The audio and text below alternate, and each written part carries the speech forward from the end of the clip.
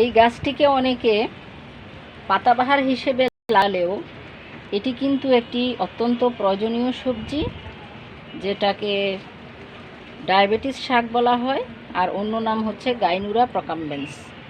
এই গাছটি অত্যন্ত দ্রুত বর্ধনশীল, ডাল থেকে বিস্তার হয়। এই যে এটা একটা ম্যাচিউর ডাল, খয়েরি কালার বা বেগুনি কালার হয়ে গিয়েছে, আর কচি পাতাগুলো এই যে দেখেন হালকা সবুজ, আর একটা ডাল থেকে প্রচুর চারা হয়।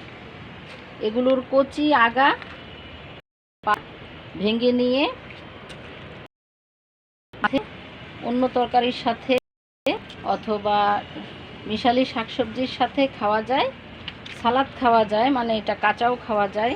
আমি কখনো কাঁচা খাই না, সবসময় চেষ্টা করি ছাদ বাগানে এলেই অন্যান্য তরকারি শাকসবজির সাথে। আর এই যে দেখেন কয়েকটা তুলেছি, তুলে নিয়েছি, এগুলো রান্না করব। কয়েকটি দিব মাছ তরকারির সাথে, কয়েকটি দিব শাকের সাথে, এবং আরও কিছু নিব।